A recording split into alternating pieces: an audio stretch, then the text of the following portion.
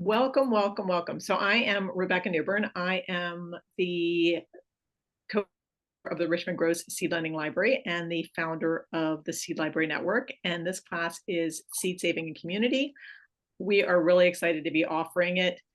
This is a class for people, whether you've never done seed saving before, or even for master gardeners or people that are experienced and wanting to figure out how can we do this more in community and bring more people along with us. So everything in this slideshow this is going to be in the public domain. The photos were taken by myself and Julia Dakin. And Julia Dakin, we are so excited to have her in the chat. She is the co-founder of Going to Seed and also the initiator of the local seed collaborative. So we're excited to have her helping out in the chat. She'll be answering questions and also kind of giving us some context about how we do a little bit more around adaptation gardening and kind of more of these genetic diverse mixes. So thank you, Julia, for joining us.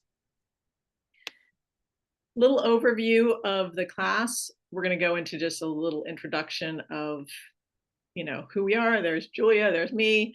We also have a number of really amazing seed savers who are in the class, curious about how to do this in community. And we'll talk about knowing your why. Why do you want to save seeds? And that's going to kind of help determine the direction of some of the choices that you make when you go to save and share seeds. I want to give a little overview of the state of seed. It's a pretty rich conversation. We're just going to give a couple of kind of data points to give a little bit of context of maybe perhaps your why of why you might want to save seeds, kind of a larger context of why as communities we want to be saving our own seeds and sharing them. We're going to talk about choose your own adventure. So depending on what you have in your collection or what you are interested in doing and what you have a connection with in terms of the seeds, you may go in very different directions, whether it's from preserving some heirloom variety that's important to you and your family or culture, to looking at more genetic diverse mixes and how to be adapting those seeds for current global weirding as well as future climate changes, and how we might have a more resilient food system based on the choices that we make in our gardens and in community. We're going to give a little bit just kind of background on types of pollination and methods of pollination, and then we'll get into the seed saving basics. We're going to be doing it through kind of 3 different categories: things that are going to most likely come out as labeled, things that are possibly diverse, and then things that are really hard for home gardeners to do, that we're going to just say you're welcome to save them, but probably just mark them as diverse. And then we'll talk a little bit about seed cleaning and seed storage and life. If you happen to be part of a seed library, I just want to kind of draw your attention to this poster, because one of the things that we often have an issue in community, at least with seed libraries, is seed libraries are really great about saying, let's borrow, plant, they have signage, borrow, plant, save and return, but that kind of how do you save, and then also how do you donate those seeds to get them back to the other members of the community, maybe need a little bit more kind of support. This is what we have in Richmond Grows. This is one of our signs. So we just have a clear sign about if you're returning seeds, they need to be dry and cleaned. We're not really looking for bags so much, but we do have a process where we have cleaning parties where people can bags for us to clean.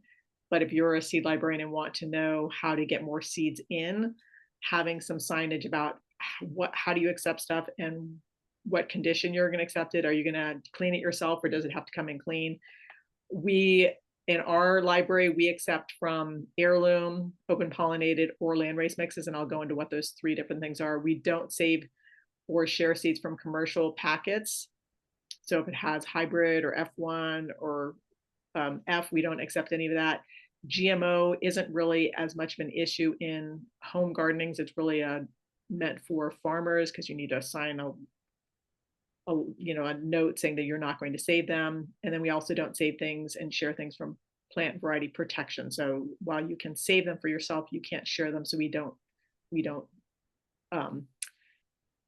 put any plant variety protections into the library, because we don't want people saving them and sharing them.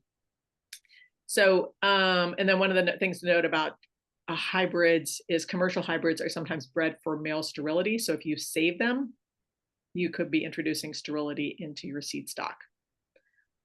And another thing, so once again, with our signage, just save from healthy plants, save from as many plants as you can, and then label things completely. And we'll talk more and more about all this as we go through the class.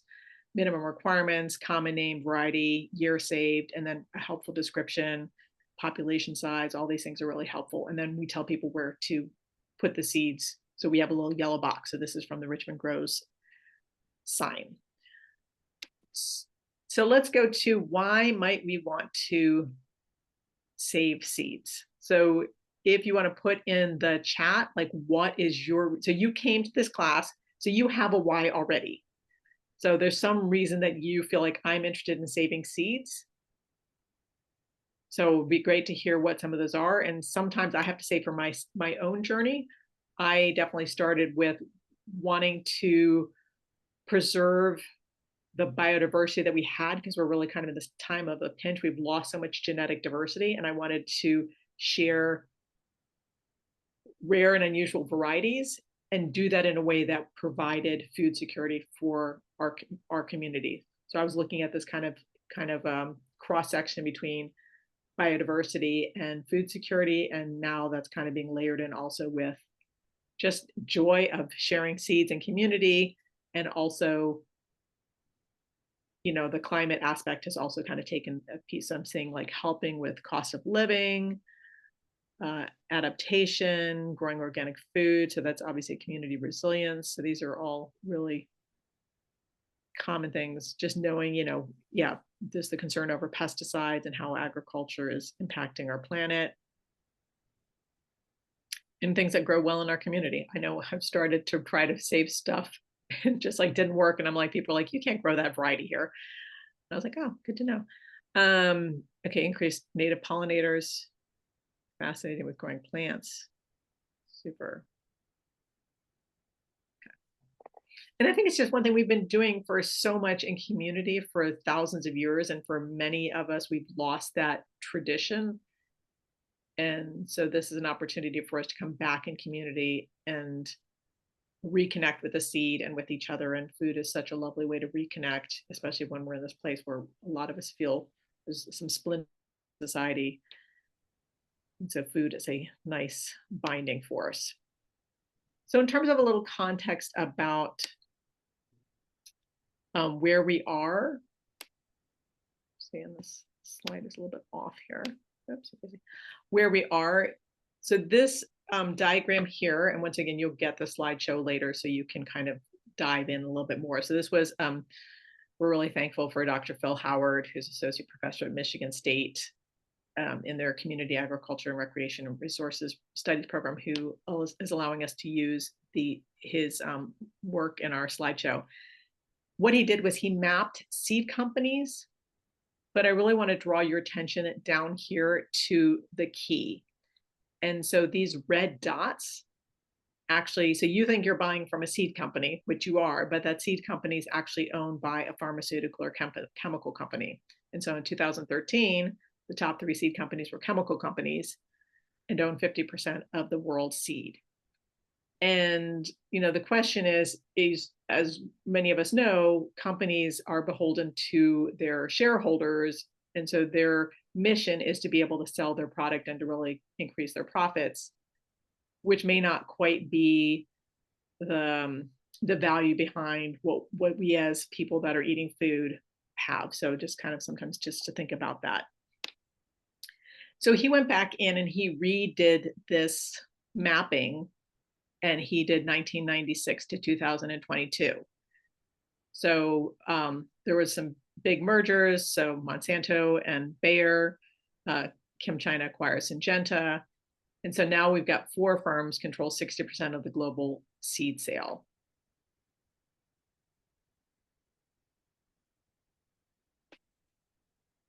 And I think I love this quote from Vandana Shiva, who is an advocate for seed sovereignty, you know, which is people having agency over their own food and the whole system of production.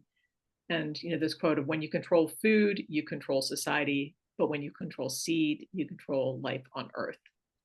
And I also want to uplift the fact that indigenous people on this planet, which are only 5% of the world's population, are stewarding 80% of the biodiversity in forests and grasslands and other ecosystems. And we've lost so much biodiversity in our own systems, through consolidation, through loss of local seed houses, through people moving out of the farms into the cities and not stewarding their own family seeds anymore or cultural seeds anymore. That is really important for us to protect and support indigenous communities that are doing this. And also thinking, how can we in our own communities steward our food and our seeds and pass those along to future generations. And I want to kind of look at this larger picture of uniformity and purity. So right now, our modern agricultural system is very based on uniformity. And, as Dr. Vandana Shiva says, and most people get, uniformity is not nature's way. Diversity is nature's way. And in the past, we ate a lot more different types of foods. There was so much more diversity within a particular crop. However, more recently, that diversity has been bred out for uniformity and, purity. And it has advantages and disadvantages. If you're a market farmer and you are wanting to get your broccoli to market and it's going to be in the field for 65 days and you're going to be able to deliver X amount of this particular variety of broccoli, and that's what consumer wants, that's great. However, from the standpoint of, if there's a pest and that's their favorite type of broccoli, it's going to eat everything. And there's going to be a major impact to, that community that relies on that food. So we're wanting to kind of offer this opportunity or this kind of possibility that we can celebrate the diversity of the past and also kind of promote resilience and diversity of the future, looking at plants that are nutrient dense and delicious, that uplift and preserve traditional values, and really kind of wanting to support kind of this what we've done in community for thousands of years, which is steward our own seeds. And I want to show, this is from Julia Dakin's project. And once again, Julia Dakin is from Going to Seed and the local seed collaborative, and she is helping out in the chat. And this is from her project called the Field of Dreams in Mendocino County in California. And they're looking at a lot of genetically diverse, adapting their crops to their cool coastal California climate, which I also have that cool coastal California climate where I live as well, in Richmond. And so they just have these really beautiful mixes. And you can see this one from their bok choy.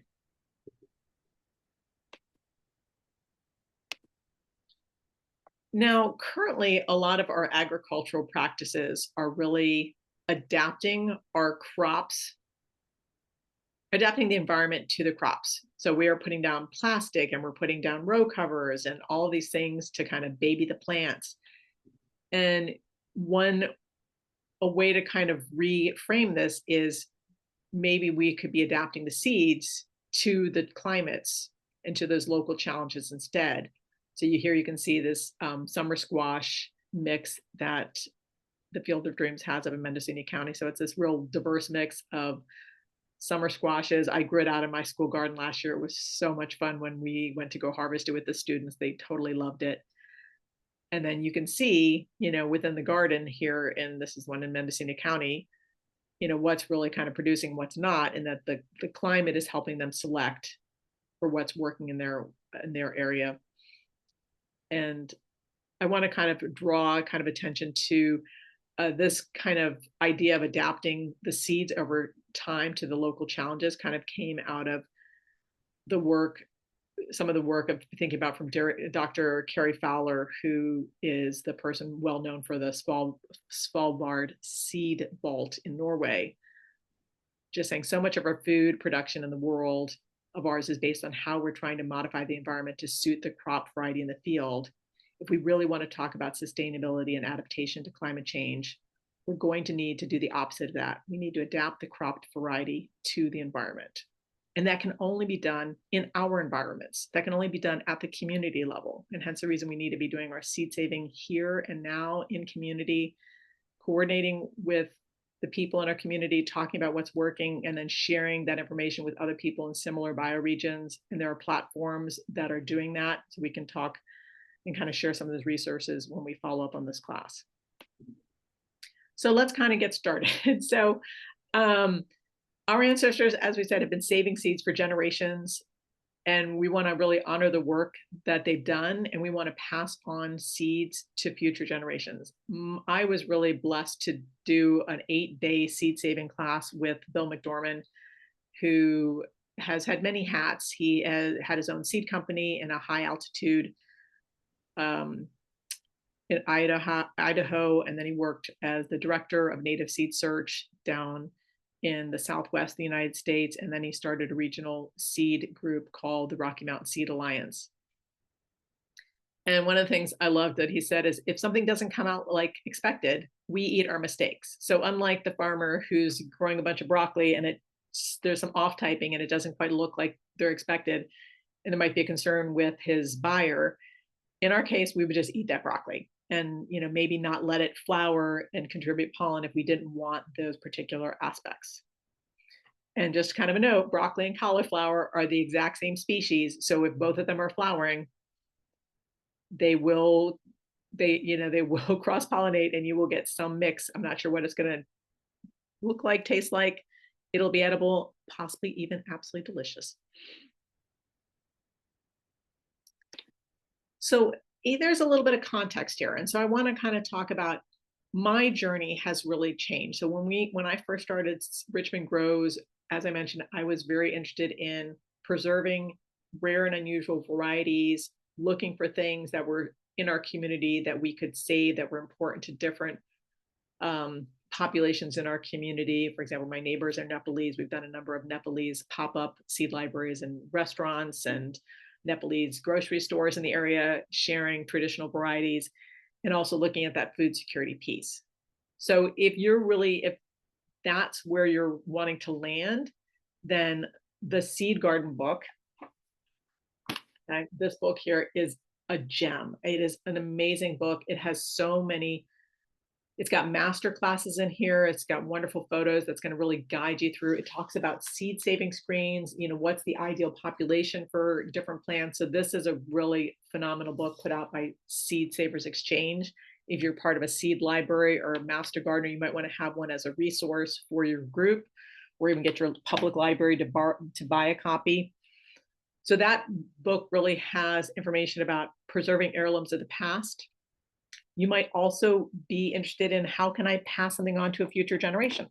And so in that case, if you really want to say, how can I save something that's unique and stabilize it and create a new variety to pass on to future generations, this book by Carol Deppe, who has a PhD in genetics and is a well-known plant breeder in the Pacific Northwest, this would be a great book to get and explore. And then the last book is, how do we adapt our crops now and for the future? And that's the work of Joseph Lofthouse. So that's looking at for more genetically diverse mixes, and so that they are adapting to our climate that's rapidly changing, and they've got a lot more genetic diversity in order to kind of respond to those challenges. So we're going to kind of frame this class through a choose your own adventure. And if you're wanting to keep, and I have things that I'm very committed to maintaining the variety. And then there's other things where I'm like, let's mix it all up. So I'm kind of doing a yes and approach to the seed saving that I do. And so you may also have some things that you're really committed to preserving, or maybe that's the direction you want to go, or you might be, let's go on, as Bill McDorman goes, Uncle, what is it? Mr. Toad's Wild Ride. That's what he said. Okay. So I'm going to go into a little bit of anatomy of the flower. So we are kind of all coming from the same kind of vocabulary. So first off, in terms of sexual reproduction, there's pollination. That is when pollen, which is the male part, goes to the female part of the plant. So that's just the transfer of pollen. So think about that as just sex. So male comes in contact with female, Fertilization is when actually the two unite. And so that's like when the beginning of a baby happens. So you can think about that as sex and having a baby. And then you have the fruit maturation. So when the fruit matures and then when the seed matures. So those don't necessarily happen at the same time. So here's like, yeah, well, I'll get into later, but like you have fruit maturing, but that's not necessarily when the seed is mature for a cucumber.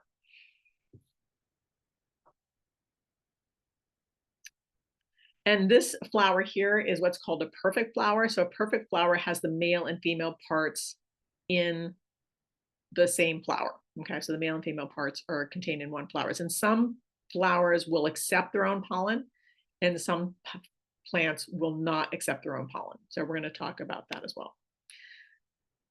So types of pollination. So there's self-pollination. So self-pollination just means the pollen, the male part, is transferred from the anther, that's the male part, to the stigma, that's the female part, on the same plant. So it could be within one flower, or it could be this, you know, a bee or some other insect took pollen from here and transferred to a flower on a flower on the same plant. So that's self-pollination.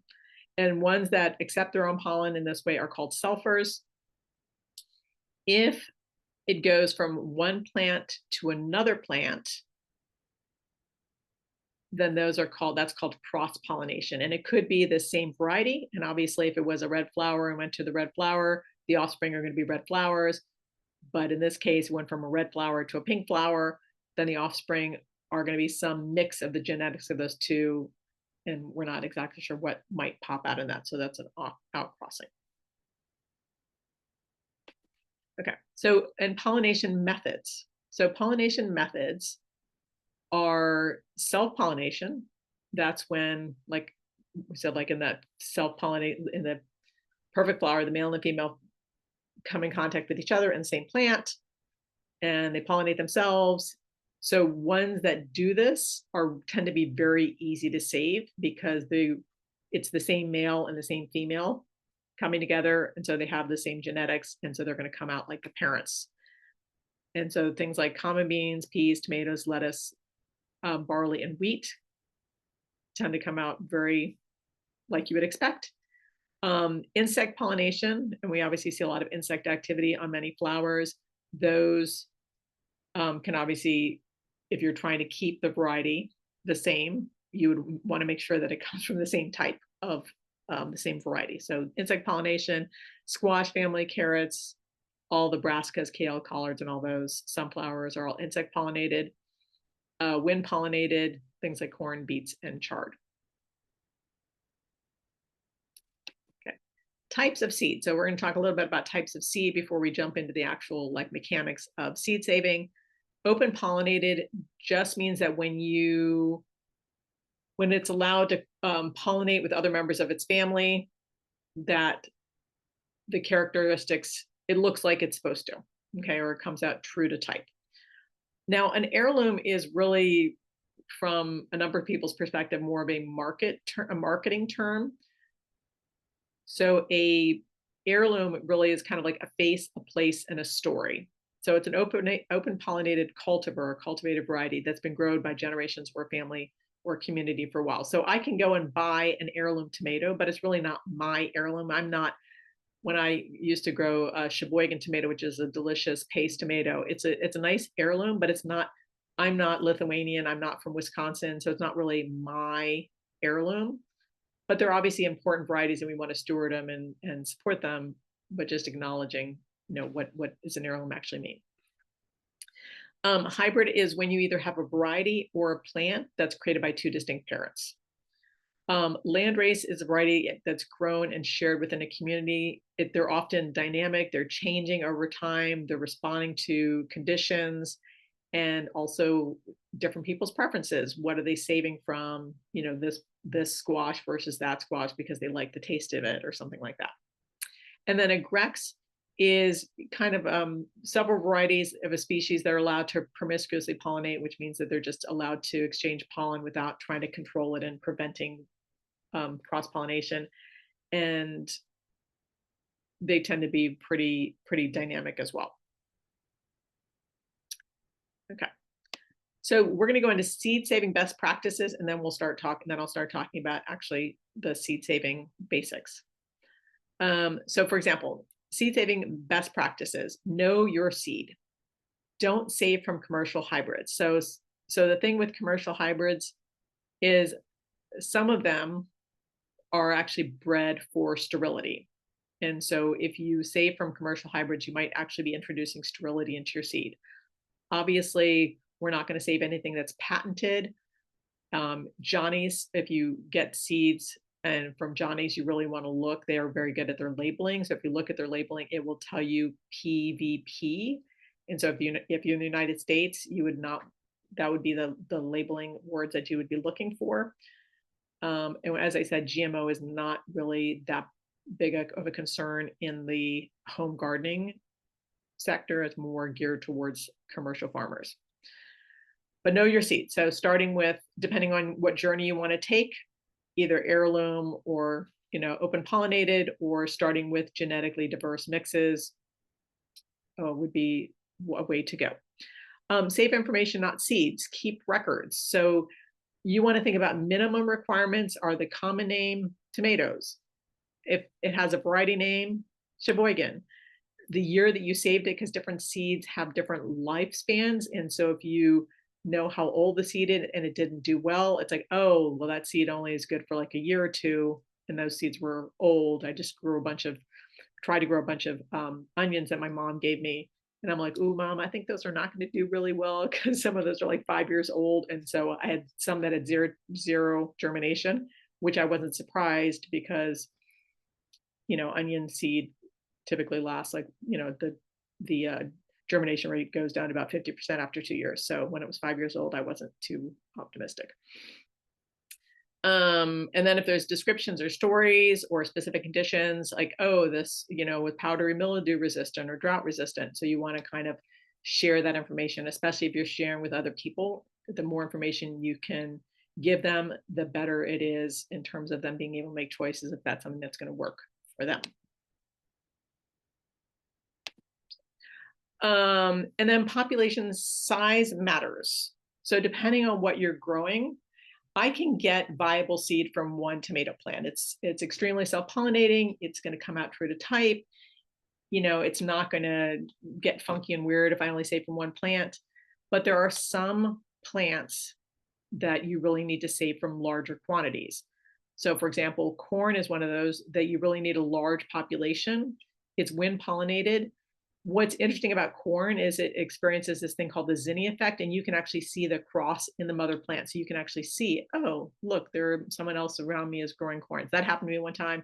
I grew a bunch of corn and it all turned out, multicolored. And then I was told, oh, no, that wasn't me. That was other people in the neighborhood were contributing pollen to my corn. Another plant that you really want to be super concerned about population sizes is carrots. So carrots have a kind of more narrow genetic profile. And so if you only save from a couple of carrots, they can actually do inbreeding depression within even a year. And then it goes to its wild relative, which is Queen Anne's lace, which is woody, not poisonous, but just not particularly edible. So knowing and thinking about planning your garden for how many seeds, how many plants you're going to need to contribute pollen. And there are some things like the Brassica family that you're going to need to have at least 5 plants. Otherwise, you're not going to get a viable seed. So some things you're going to need a certain population in order, just because they need pollen from other plants. So that's going to be something we're going to talk about as we go through this conversation, but just so you know what population is and why it's important. Okay, pure or mixed, seed saving best practices. So you're going to have to decide what's important to you. And then I'm going to break up the class by whether you're wanting to maintain this variety or whether you're okay or interested in mixing things up genetically. So obviously, if you want something to come out like the parent plant, you need to start with open pollinated or heirloom varieties. If you are open to letting it mix, then you just want to make sure that you label it diverse so that other people know that they're on that same ride of having things mixed up and genetically diverse. And once again, saving from the best plant. So you're kind of telling the plant, I like you. So whatever characteristics you're interested in, you're saving from those plants. And then that's kind of informing the plant. You're having a conversation with the plant. I like this, I'm saving from this. And then the plant's like, oh, I'm going to do that again next year or something similar. Now, in this seed saving and community part, one of the really important things is labeling. So here are two examples from Richmond Grows. So you can kind of see we have this auto seed wrapper that is downloadable from the Seed Library Network from the envelopes and labels page. And so you can see it's got the common name, the variety name, the scientific name, and all of this is kind of pre-done on the format. You just need to enter the common name, sorry, the varietal name, the year, and then a description about the particular variety. This is a genetic mix. So we have a little stamp that says diverse mix. So you probably have seen these little stamps around. Up here it is. So I have a little stamper. So it says diverse mix. And so we put that on our seeds that are genetic mixes. And this is from Ianta, who's a well-known seed breeder who passed away a few years ago. Okay, so now we're going to jump into the seed saving aspect in terms of like really breaking it down by kind of groups. So we're looking at it from three. So we have first off the choose your own adventure piece. So if you are interested in just sticking with like, I want to maintain a variety and I'm kind of more risk adverse, then you would want to start with these things that are very likely as labeled. So common beans, peas, sweet peas, lettuce, tomatoes, wheat, arugula, these tend to come out like expected with very little work on your part. And then there's things that are possibly diverse. So if you plant more than one, they're possibly going to cross-pollinate with that other one. And then there's things, the very likely diverse are things that really require work on your part and or are just really hard to be done on a community level without them crossing with some neighbors' plants. So let's start, and we're going to start first with this very likely as labeled. So we're going to kind of go through categories. So the very likely is labeled common beans, peas, sweet peas, lettuce, tomatoes, and all that stuff. Oopsie daisy. So tomatoes, peas, and wheat. These are extremely self-pollinated. They're going to come out likely like the parent. We call these the super easy plants to save. So within that, there are kind of two processes. There's a dry process. So lettuce and peas and beans and wheat, you're going to let them dry on the plant. So the peas and beans should be crunchy. So let's see. So I just pulled out a whole, I pulled this out today. Here's a bean plant, and it's kind of, I probably would have let it go a little bit longer, but the class was today. So this one's not quite crunchy, but here's my sweet peas. So you can kind of hear this one, and then you just kind of crack them open. You're gonna crack it open, and there's my little seeds there. And then we have, so those are just like dry and crunchy. With the beans, you're gonna wanna stick them after you've shelled them, the peas and beans, you wanna make sure they're completely dry first. And then you're gonna stick them in a labeled jar and freeze them for 3 days to kill bean weevils. So I had this horrible experience one time where I had these beautiful great Aunt Rosie's Italian pole beans. We were gonna do this whole community like grow out. And the next season when I went to go open the jar, everything had been eaten except for like 3 beans. And so it was like filled with weevils. It was so heartbreaking. So they are real things. Lettuce. So this is a picture of lettuce. Once again, the lettuce plant might be like this big when you grow it, but when it becomes going for seed, it could get pretty big. So when I finish with when my lettuce is about half dry, I'm going to cut it and I'm just going to stick it in a bag. And I have a little label in here. So you can kind of see so now it's even whiter and fluffier. So it's all dry. And you can just kind of like these white fluffy stuff, kind of take it out. And I mean, and you're going to get the seeds. You can't quite see it in my hand there, and then you just blow you can get rid of the fluffy part. So you're trying to remove the the chaff from the seeds, and so some people will like lift it up and like it'll blow the white fluffy stuff away, and the seeds will just drop down in. So that's one way to kind of clean it. Wheat is ready if you take the wheat plant and you kind of put your finger in it and it doesn't dent. Once again, you can get viable seed from a population of 1. But once again, if you can get it from 5 or 10 plants, that is going to have a little bit more genetic diversity. And we don't know, maybe in one of those plants, there's a little bit more disease resistance or drought resistance or heat resistance. So once again, larger population sizes is always better. In terms of tomatoes, the process is, so first off, you take your tomato and you cut it.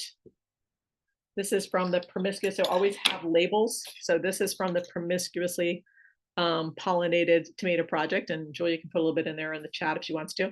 So you've got your tomato and you just take it and you squeeze it into the jar. What's great about this is you can still eat the tomato if you want to. I'll probably eat it after class. So you squeeze the tomatoes and then you're gonna let it sit for 2 to 3 days. And always keep your labels with stuff. So I'm going to keep my little label with it. Label, label, label. So this is a different variety. So this is the yellow pear tomato. So I did this one a couple days ago. So there is a nasty, well, it depends on my students like it. So in this, kind of can't see, but I'm going to pull up that there's this like layer of mold on the top. And I'm going to kind of get rid of that. I'm going to put it here. And then basically you just add water. I've got goo all over. You add water and then you just kind of decant it. I'm just going to kind of take it and pour off. And any of the seeds that come off from the top, they don't have enough viability in them. So those would be ones that I discard. And then when I'm not going to keep pouring and rinsing, but the point is that after you're done that, then you would pour your leftover on just like a coffee filter. So I already have it labeled yellow pear tomato, and then I'll put that out and let it sit for 1 to 2 out of direct sunlight to dry. So once again, so what we're doing here is we're fermenting it, and the fermenting has some benefits. So some people just take it and squeeze it directly onto the coffee filter. And while that will work, there's some advantages of doing method, and that is that the fermentation, if you look at the tomato, there's that gelatinous kind of, we all know with the like the little gelatinous coat on the, and so the fermentation breaks that gelatinous coat, which is a germination inhibitor. So if you remove that germination inhibitor, it's more likely you're going to have a higher germination rate. And then there are some also seed-borne diseases that can get killed during that fermentation process. So there's an added benefit there. Now, while there's the other thing we talk about is isolation distance, which is the distance from one plant to another plant. So if you're trying to maintain a variety, the recommended distance is about 3 meters or 10 feet. However, in terms of the likely crossing, it's about, so even if I had my yellow pear tomato and my promiscuously pollinated tomato right next to each other, there's only about a 3% chance that they're going to cross, albeit with the promiscuously pollinated one. I'm encouraging that type of pollination. Okay. Let's see, next one. So, let's see.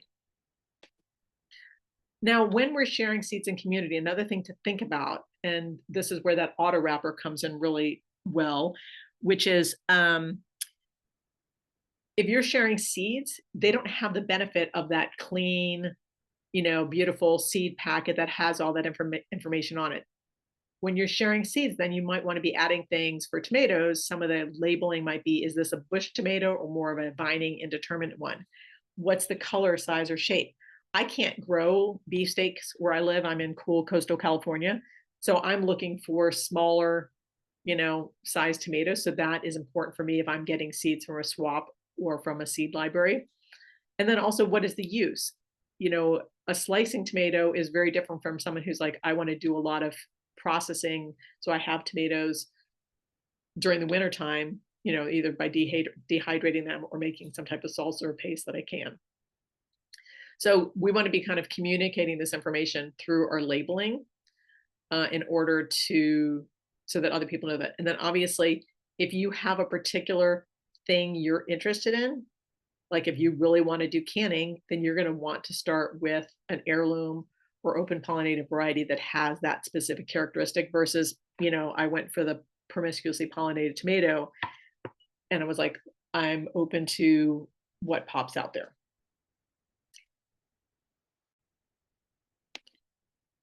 Now we're going to kind of get into those were some of the super easy ones to save. So if you want to really maintain a variety, peas, beans, tomatoes, those are all real easy ones to save and come out reliably. You should really be asking yourself, why do you want to save this and why is it important to you? So if you are more into resilience or food security or saving money, maybe having a specific characteristic isn't as important, then if you just want to like have fun and do that and see life express itself, then mixes are welcome. If you are really have something that's culturally important to you, or you want a specific characteristic, like I want to can tomatoes, then maintaining the variety are going to be important to you. So I'm going to have that how do you maintain a variety piece in blue as a rest of this thing. So the first part, there wasn't really a lot of crossing possible. Now that we go into the next part of the class, it's going to be things that could possibly cross or very likely cross. And so if you want to maintain a variety, you'll be looking for the blue stuff, and I'll highlight that for you. Okay. And once again, kind of back to that why and knowing your why and say, what are some pros and cons of different types of seed? So pure or maintaining a variety, obviously there's some pluses, what you're getting, it's uniform, but that could also be a negative if everything you planted at the same time and then all of a sudden there was an unusual frost and it all had germinated at the same time and it all died at the same time. So it comes out as expected, but it could be more susceptible to shock, like I just mentioned, if there was an unusual frost and it kills everything. Now, garden type seed is what a lot of seed savers have, where maybe, like for example, I love fava beans, for lots of fava beans. And the isolation distance or the distance between two different varieties is supposed to be 100 feet or 30 meters. Well, I don't really have that type of, my yard isn't that big. So what I will do is I will plant them as far apart as I can, but understand there might be some crossing. So we do the best that we can, but there might be a little bit of crossing. So that's garden style. And then naturalized is when you're kind of just letting that arugula just kind of go to seed and it finds its own way in little crooks and nooks and crannies in your garden. So obviously a lot more diverse, a lot more resilient because they find their own spaces even when they're not watered. You don't need to plant it, but there could be a little bit more off typing, which could be a pro or a con. And then the diverse, these kind of genetically diverse mixes, these landrace mixes, these Grexes, are obviously less predictable. That could be a negative or a positive, depending on if you're open to surprises. The taste could be improved, or in some cases, it could be a little bit blander.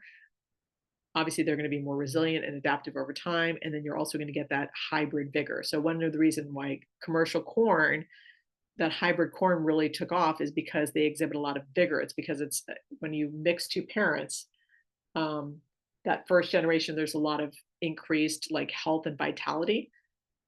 And when you're doing a large genetic mix and they're all mixes, it's going to continue to be vigorous year after year. Whereas hybrid corn, you save the seed and the next year doesn't exhibit that vigor.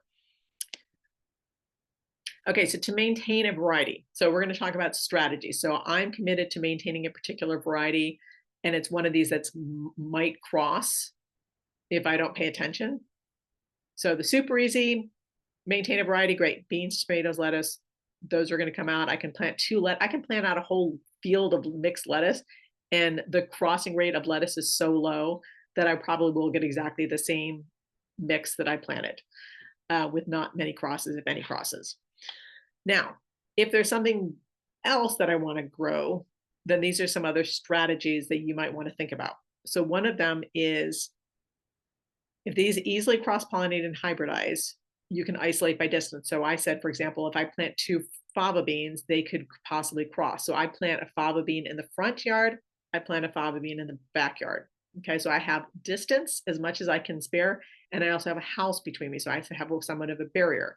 You could also do more physical barriers, so that not with fava beans per se, but with other species like peppers, you can have like a physical barrier so the insects can't get in. You can also do isolation by time. So I want to plant 2 fava beans where I live. I can plant fava beans in the fall, and then I can plant fava beans in the spring.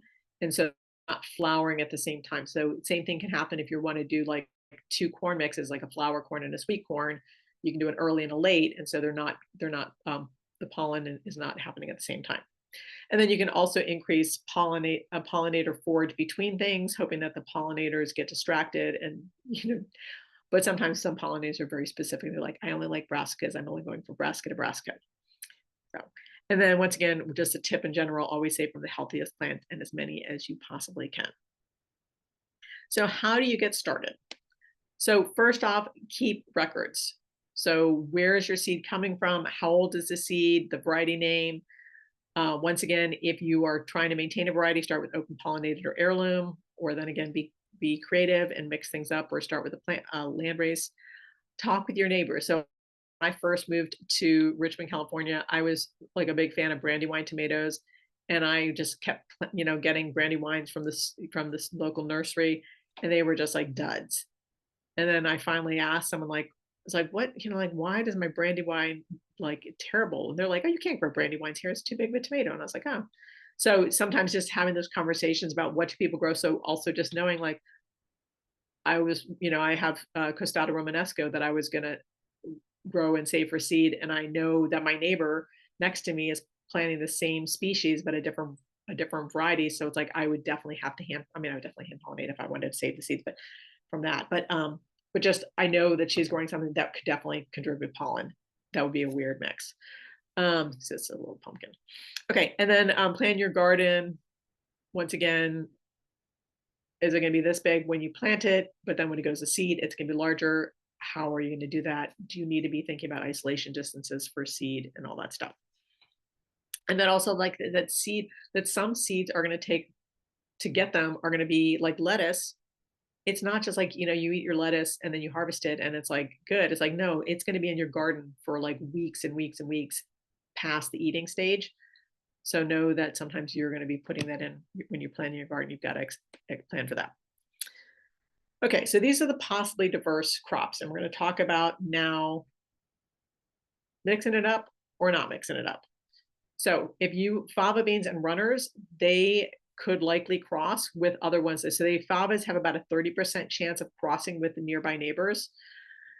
And so if you wanted to maintain a fava bean variety, you would have as much distance, 100 feet or 30 meters as you could between them, the best you can with what your space is, if that's important to you. If purity is not important, then you can obviously plant 2 varieties together. When the pandemic first happened, I had a number of really beautiful runner, and there was no way I was going to be able to pack all those up and not have people like sort through stuff and touch stuff when we were really thinking that COVID was passed by touching. So I just was like, I just tated on it, and I just said, okay, I kept some aside because they're really important and beautiful beans. But what I also did was at that point, I just mixed all of my other stuff in one container, and then I gave out a mix of runner beans, and now we're actually growing that as a community project where we're growing this mix now, and we've been doing it for a couple of years now, and it's gorgeous. And I see a question, does your seed library already have diverse mixes? Yes, we do have a bunch of diverse mixes. Some of them we created ourselves, and then I think maybe Julia's answering that question. Okay. We have them from some of them from you, Julia. And once again, really excited to have Julia Dakin from going to chat. She's can answer questions about diversity. Now, peppers are possibly diverse. Can be self-pollinated, they can be insect pollinated, and it really kind of the mixing I hear is super dependent on the insects in your climate. Like I've heard 10%, I've heard as high as 25%. So it's a real large mix of how peppers can cross. Peppers are also one of those odd things that they can actually, there is some interspecies compatibility. So even though I think I can plant, the bell pepper and the ahi pepper, they could actually cross, even though they're different species. So that is an important thing to note with peppers. And the main thing to note is that if you're trying to grow peppers and you're open to more mixes, then I would plant only hot peppers or plant only sweet peppers, and then if you wanted to have both, you'd have to have at least a 90, meter or 300 feet. That's a really kind of impossible for most urban dwellers. So thinking about maybe you have a friend who does the sweet peppers and you do the hot peppers, if you want to kind of not do anything and just kind of let nature do its own thing. However, the other option is if you're trying to maintain a variety, you can use these little bags. They do sell little bags, these little cotton bags, and you put them over the flower before the, so basically, so strategies, I want to maintain a variety. I plant just jalapenos, that's all I plant. So that's one way to save seeds from something and know it's going to come out like you expected. The other is you can prevent insects from getting into the flower. So the unopened flower, so you have to go in when the flower has not opened, and you basically stick the bag around the unopened flower and kind of close it up. Okay. And then after you can see that the fruit has started to form and you take the bag off, you're going to want to label it so that later out of your 50, jalapenos, that this is the one that you actually hand pollinated or saving the seeds from. So that's how you kind of maintain a variety with peppers. And then how do you save the peppers seeds? So here's one from our school garden.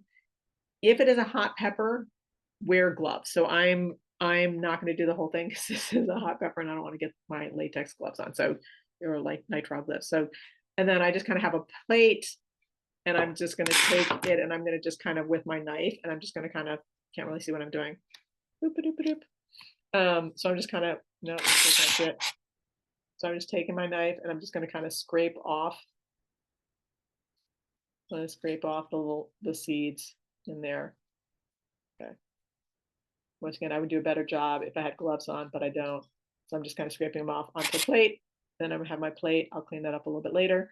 And make sure I label it. Okay. Use gloves when doing hot peppers. Ask me how I know. And then eggplant is also possibly diverse. So once again, if you are wanting to save eggplant, just plant one variety if you're wanting to maintain that variety. Or once again, you can do that same thing where you've got the bags over it. Now with eggplant, and I'm sorry I did not have any photos because the eggplant that I'm growing right now, not at that point where I can harvest it. So there's some things are ready at the eating stage and other things are ready past stage. So cucumber, eating stage, I'll be a little bit past eating stage, a little bit yellow there. Past, this is seed saving stage. Eat, save seeds. So the same thing with the eggplant. The eggplant is way past eating stage. It's kind of brownish, yellowish, not very kind of droopy, not particularly good. So you can kind of scoop or scrape the seeds out and then kind of put it out on a coffee filter to save. Now, for many plants, it's really obvious where the seeds are. So if we can see the seeds, it's actually called a fruit, botanically speaking, zucchini, cucumbers, tomatoes, we can all see those. Those are actually technically fruits. The scientist in me, I'm a science teacher professionally. But whatever, we use the term rather loosely, fruit and vegetable in our general day-to-day talk. But some things are a little bit harder. For example, beet seeds. You're beets have seeds, carrots have seeds. Yeah, carrots have seeds.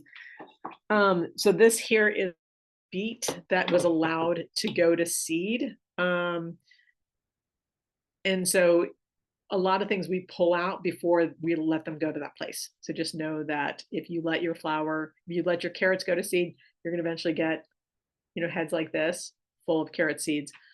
But we pull them out too early. So beets and chard, see,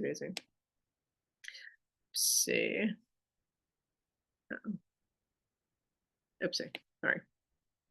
So I'm going to get into those were plants. The other ones we just were likely diverse. So fava beans, runner beans, likely possibly diverse if you plant more than one variety.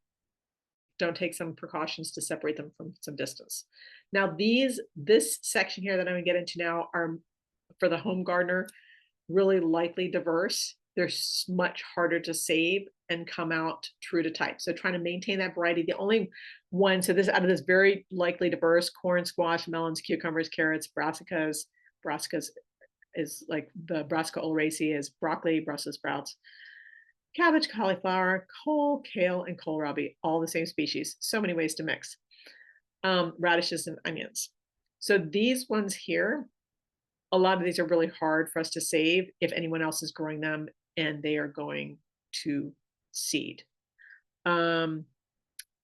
So we still, in our seed library, we still accept things like brassicas. We still accept broccoli, and Brussels sprouts are impossible to grow here, but broccoli and kale and collards, we still accept, but we just automatically just, use our little fancy dancy, diverse mix. And so someone says broccoli, and then we're like, diverse mix.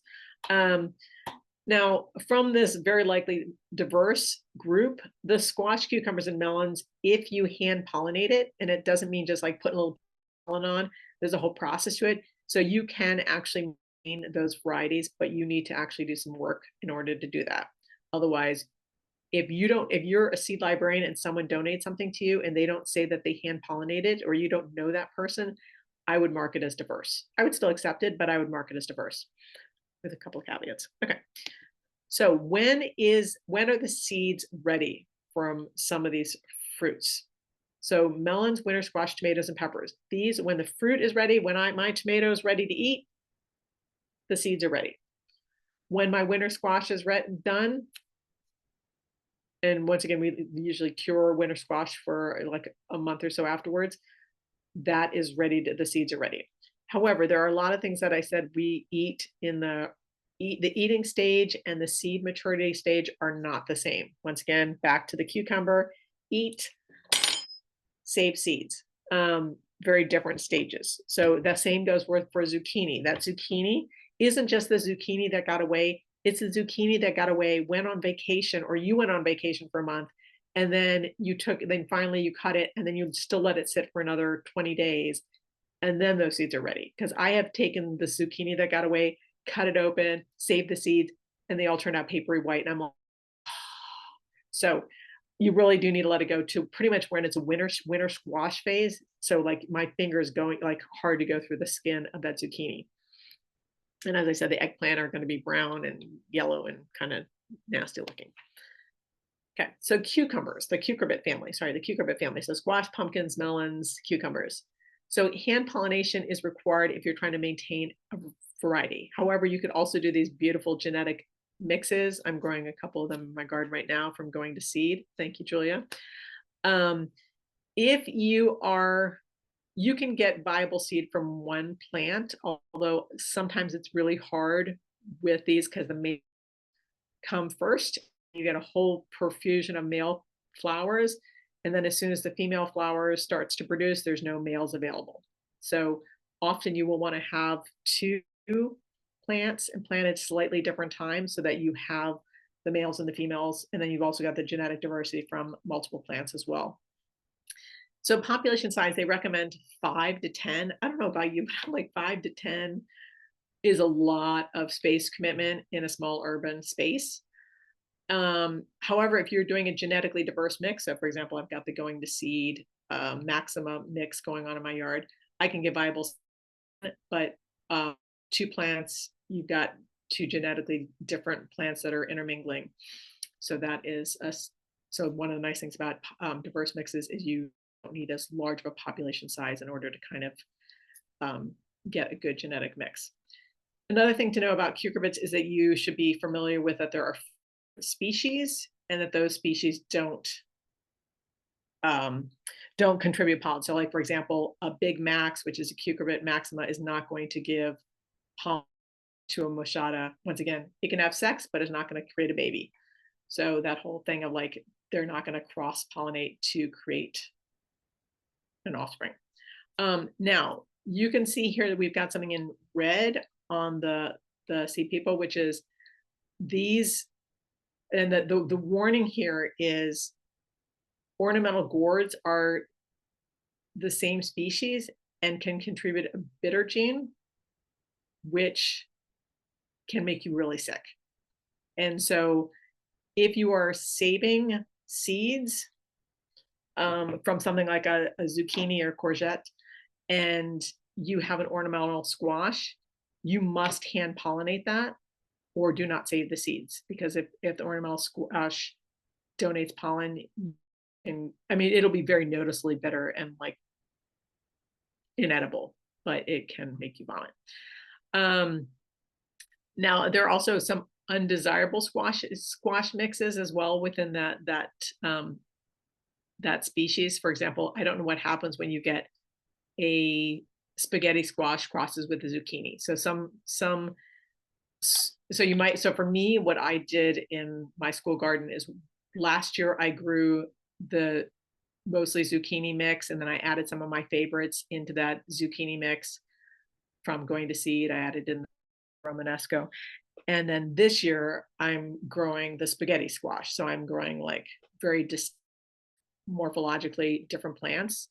So and that's kind of how I'm kind of, but you know, the seeds last for years and years, plenty for my seed library. I mean, I literally got like a gallon and a half of seeds from my, I think 15 or so zucchini plants that I planted last year. It was a lot. It was a school garden. So what does it look like if you're trying to save a particular variety? For example, I wanted to save the Costata Romanesco that I'm growing in my garden this year because my neighbor is growing something else. And I also want to maintain the variety. So when I know it, I want to know that it stays as Costata Romanesco, because one of the things that's nice about that, there's a characteristic that you can actually dehydrate it and then add it in as in winter squash, like in soups in the wintertime, and kind of have that flavor. So I like that aspect of that plant.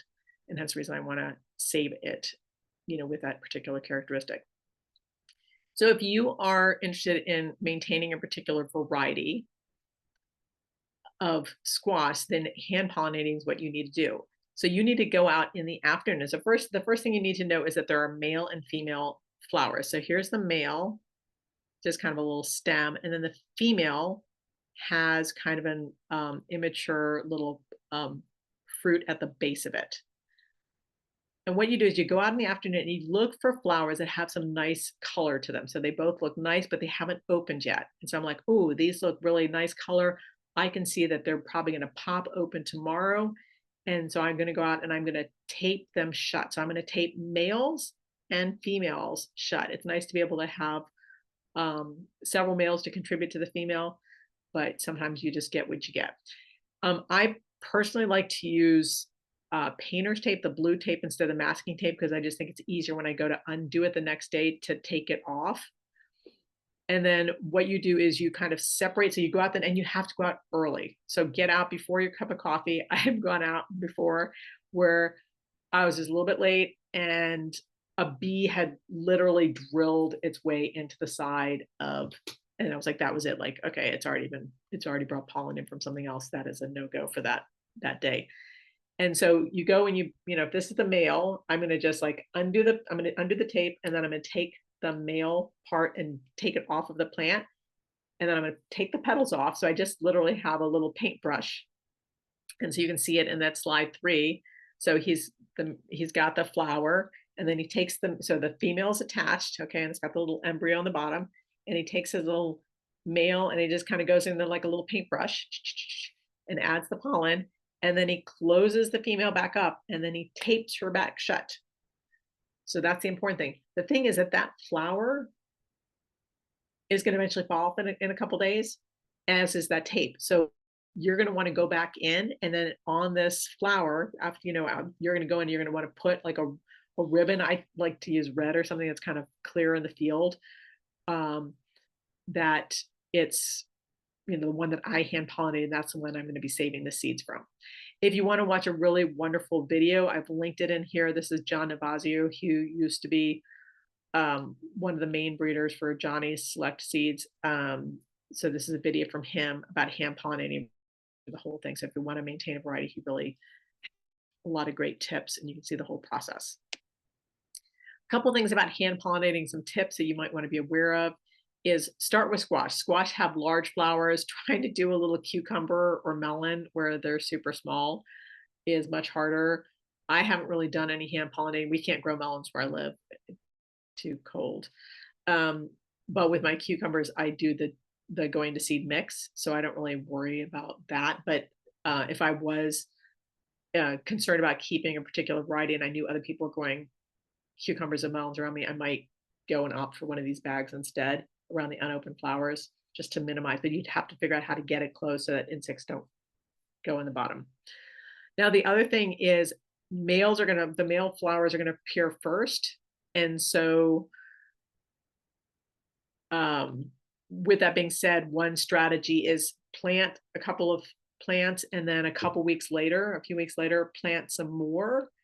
And so these are producing all these males, and then all of a sudden, this is going to turn to females.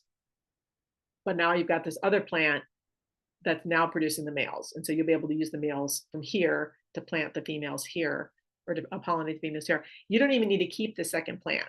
It could just be for pollination purposes. So you've got the benefit of two plants being pollinated. But you're just going to save from one plant. So that's another way to get some increased genetic diversity, but not have to have all the space for that second plant if you don't have it. Just enough to get the flowers, the male flowers. And then once again, the other idea is choose your own adventure. Plant a bunch of different squashes with the same kind of profile. So what I did a few years ago was I really like butternut squashes. So I went and I bought a whole bunch of different varieties of butternut squashes, and I was like, I just planted them all together. And then I found out that there's people that are already doing that work, and I was just like, wow, I could have just gotten some genetically diverse mix of butternut squash and started with their mix and then added in things that I liked versus starting from scratch. So that's another way to think about it if you're interested in going on that journey.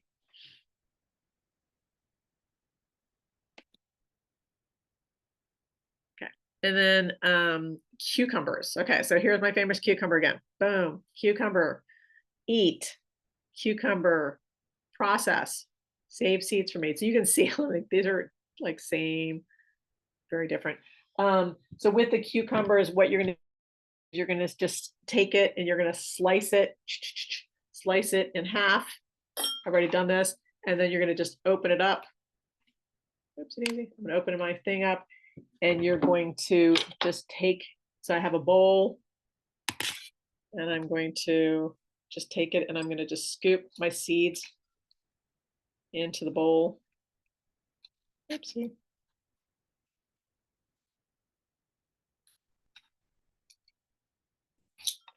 And once again, these also have a lot of gelatinous coating on them.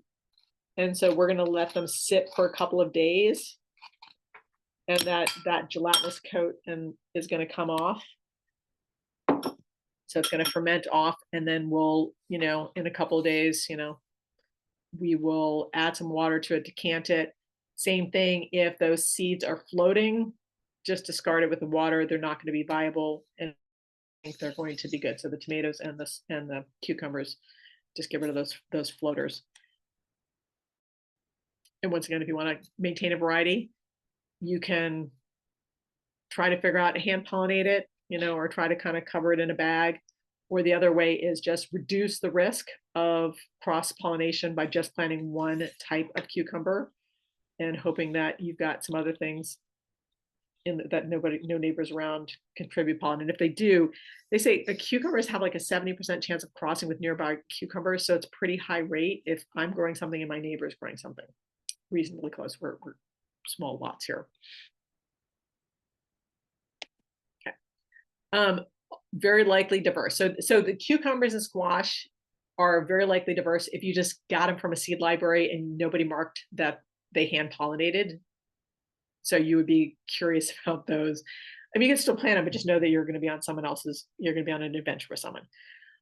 This species here, the Brassica oleracea, kale, collards, cabbage, broccoli, so many ways to cross. We do accept these seeds in the seed library, but we just mark them with our little, you know, diverse mix seed. So for example, I have so many little things right. Yeah, so this is kind of like our auto wrapper. Probably not focused here. But we just have a little stamp on there that we put on. And so people know that this is, you know, a mix of genetically diverse mix of kale and collards and their crosses. So we have it labeled as that. Now, Brassica oleracea is one of those plants that doesn't accept, it's insect pollinated, and it doesn't accept its own pollen. So if I only plant, so this is another thing you would want to know, we're talking about population sizes, if someone is donating seeds, like how many plants did they save from? Because if they only saved from like one broccoli plant, you know, it may not actually produce, those seeds might not be viable at all. So just to know that as well, that's an important thing. Once again, if you have a genetically diverse mix like this, if I've got two different seeds and they're both genetically different, they're gonna have enough genetic diversity in them that I would be able to get viable seeds. So that's another benefit of these adaptation seeds. Okay, and is also a brassica, but it's a different species, so it generally comes out true to type. So we put that in the likely group. Now let's talk a little bit about crosses. Again, you could maintain a variety, you can mix things up, and then there are certain things that we really want to be aware of that we don't want to mix.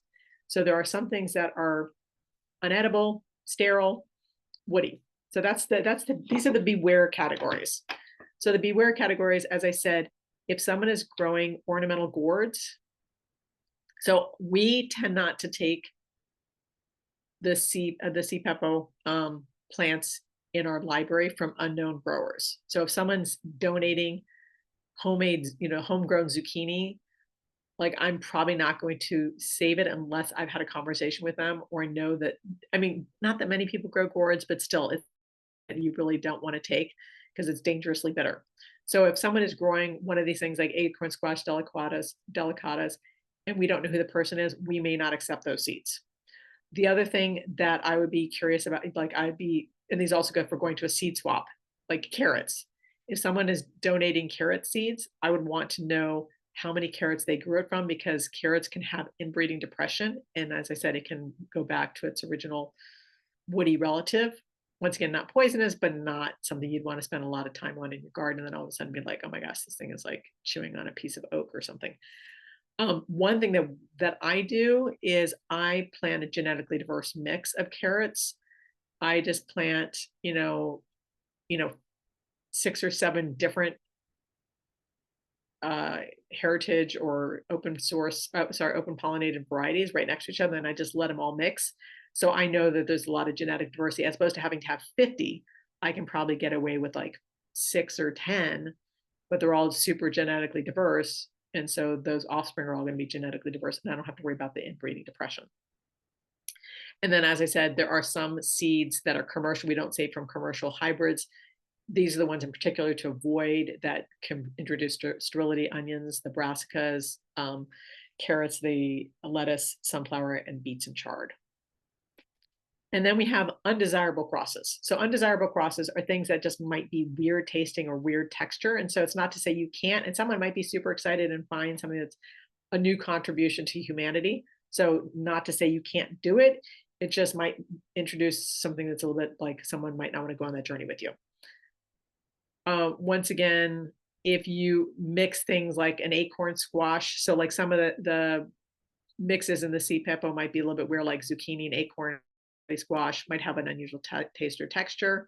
Sticking with one thing, like just the zucchini mixes, like that Julia is going to seed. Same thing with corn types, only planting one type of corn, so only sweet corn or only flour corn. But if you're trying to plant and you have, what happens when you get like flour corn and that, you know, whatever, like a popcorn that doesn't pop. So you might get things that just don't work quite for what your intended purpose is. And then the other thing is peppers. Once again, hot is the dominant gene. So if you're planting hot and sweet peppers together, you might get some unexpected like heat there. So that might be an undesirable cross, sharing your seeds and like, oh, the sweet bell pepper, and ends up being hot. So that would be an undesirable cross for people. And then the Brassica oleracea, you might want to stick with just kale and collards. But if you did kale, collards, and cabbage, that might be kind of an unusual thing. It might be fun. So, I mean, these aren't to say you can't do them. It just know that not everybody might want to go on that journey with you. But the important thing is label, label, label, whatever you're doing. Now, another thing people want to know is like, is my seed old or is it any good? So we're going to share this with you with the resource that but it tells you, for example, it helps you with whether it's your personal collection or if you're going to a seed library, or you run a seed library, or you're getting seeds donated, like arugula seeds, good for about 5 years. So that kind of gives you some good information. Leeks and chard, like 1 to 2 years per drop in productivity. So that's helpful to know. So seed storage. So if you want your seeds to last a longer time, one, check for pests. As I said, if you're growing peas or beans, freeze them for at least 3 days. Make sure they're fully dry before you freeze them. You can see I have this one here in my freezer at work. So it's this Cavello Round Valley bean. And then the seeds should be fully mature and dry when you do that. And then store them in a dry, dark, cool, protected area away from pests. We had an issue a couple of years ago, I don't know, like 6 years ago, when we had mice get into the seed collection at the library and like they ate everything. So now we have everything in jars. I don't know where my jars are. Oh, yeah, here's a jar. So we have everything in jars and we have just the information on the top.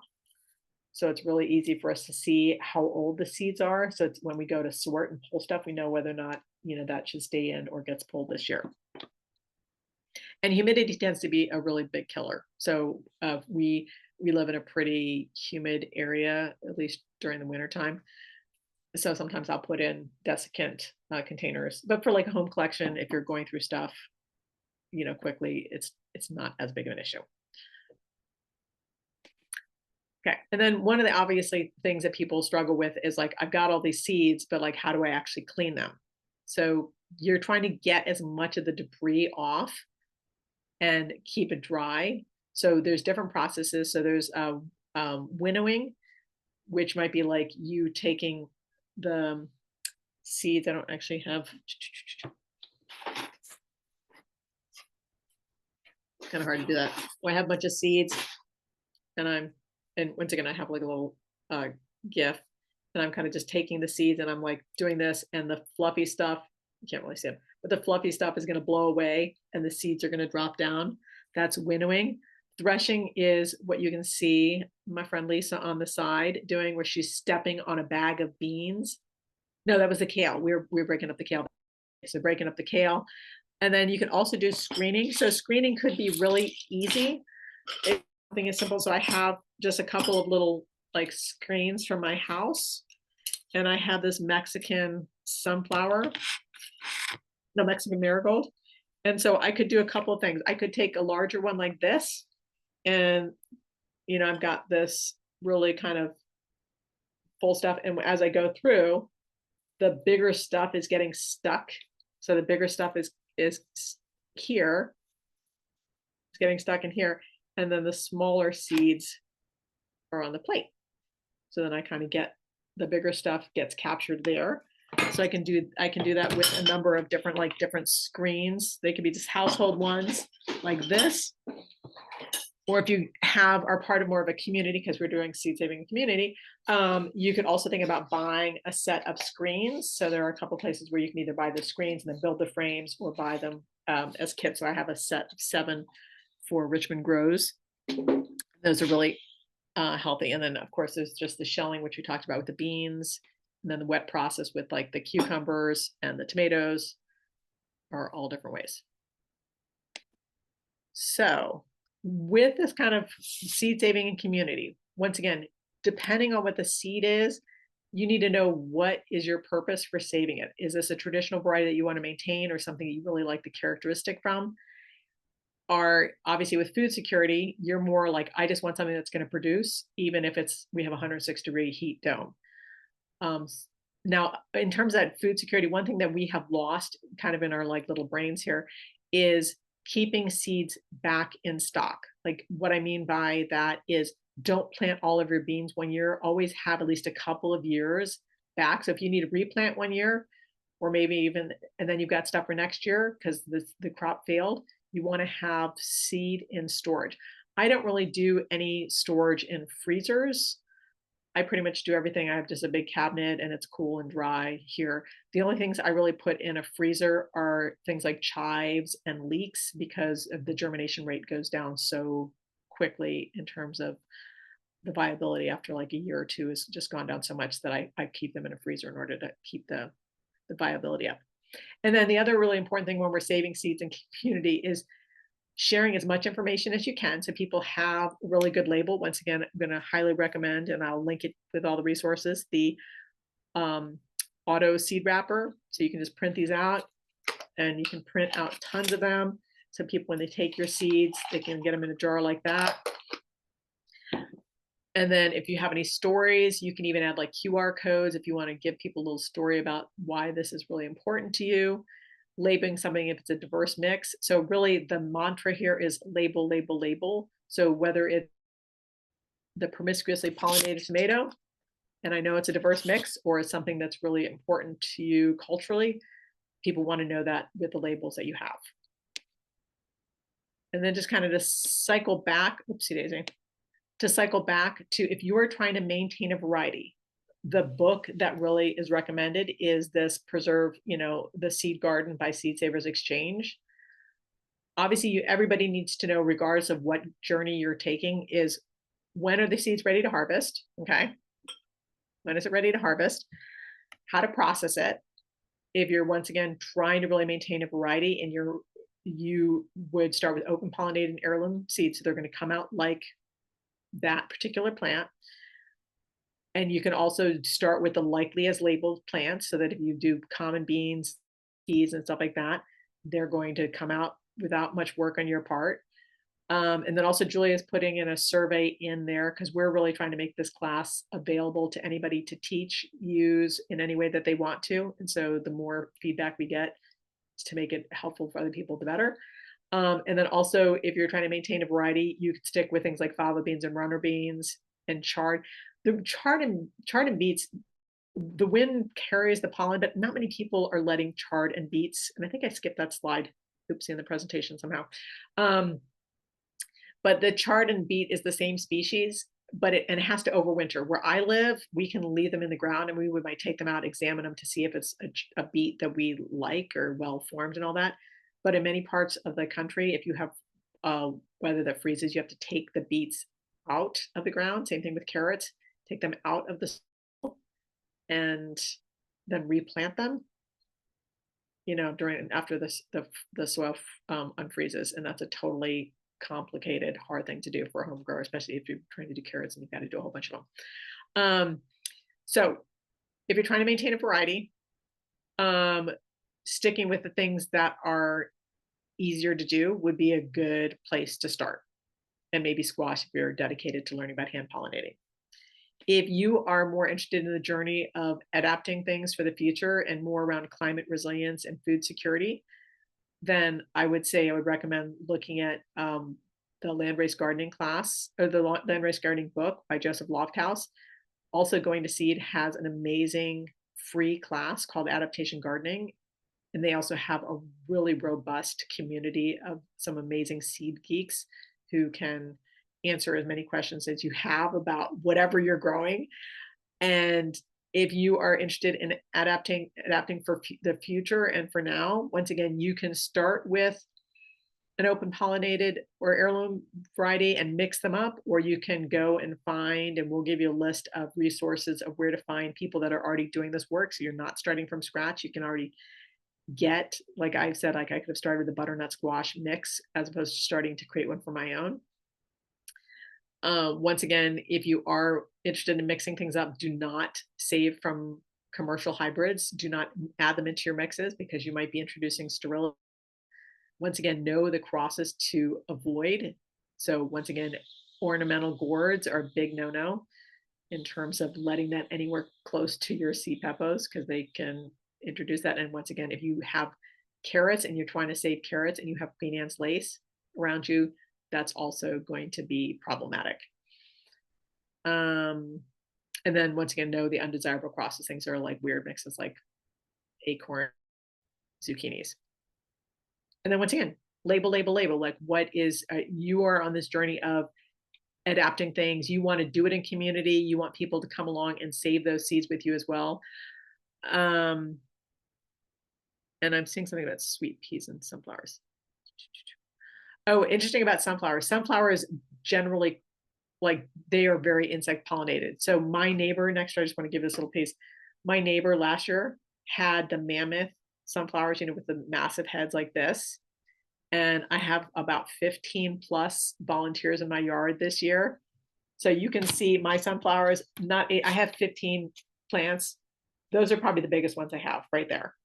So sunflowers, whenever we get sunflowers, people donate them, we automatically mark them as diverse because they probably will not have the characteristics that you think they do. Okay.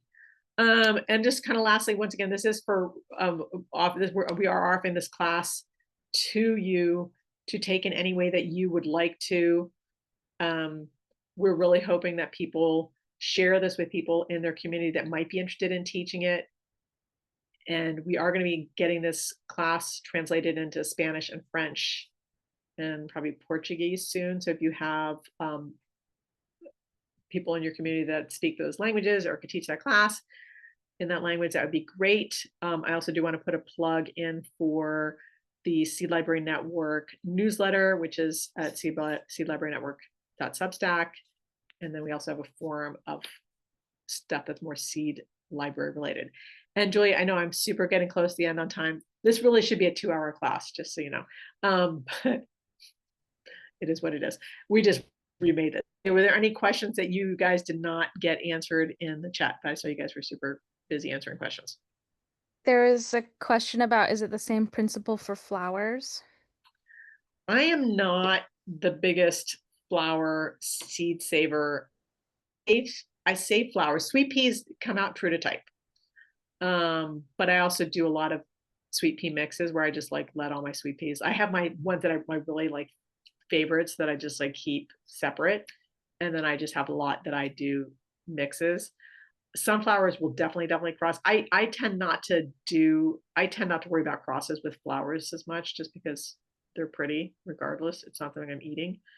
There are some books. I'm thinking about what's the book. I'll put it in the resources. There is a book that I have that's more geared on flowers. I tend to focus more on vegetables. A lot of questions were answered by Yeah, Laura. because we're doing a rocking job on that one. And do you want to say, like in our last 2 minutes, a little bit about the going to seed and or local seed coalition? Yeah, about the Local Seed Coalition. We're in this phase of interviewing people, and we'd love to interview more seed librarians. So I put a link there in the chat, and that's to the signing up for a 45-minute interview, and it's helping us kind of understand what people are doing, what the challenges are, what the potential resources are, kind of, in our listening needs assessment phase. And then we're going to move into implementing what you guys are identifying as the biggest issues and opportunities. Mm-hmm. Great. And we can add that. So I'm going to be sending a email with all of the resources. It's a really hefty list of resources, from maintaining a variety to adaptation to where you might get diverse seeds if you're interested. We'll link in some information about the local collaborative as well if people are interested in that. And then let's see, Melvenia wrote a question. I found a tomato plant that is not in my garden. I must have. Okay, so I found a tomato plant that is not in my garden and must have seeded from last year. I think it is edible, but I'm not sure what it is, as I had 2 different varieties of tomatoes. Any suggestions? Not sure if I would want to save the seeds. Should I get any tomatoes?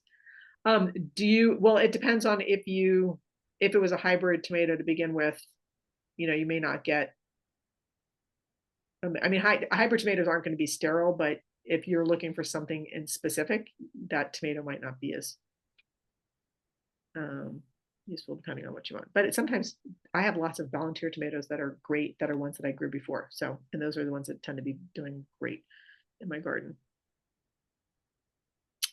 Awesome. And then we will also send a link to the survey if you do not get an opportunity to take it yet.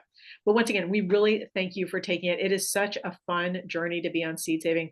We really want to know what gets people who haven't saved seeds over that hump, because it's really like once you start to save seeds, you become a seed saver for life. And it's a beautiful thing, and we're really excited that you're on this journey with us and in community, that we're doing in community. So I am going to stop my recording now, assuming I know how to do that. Great.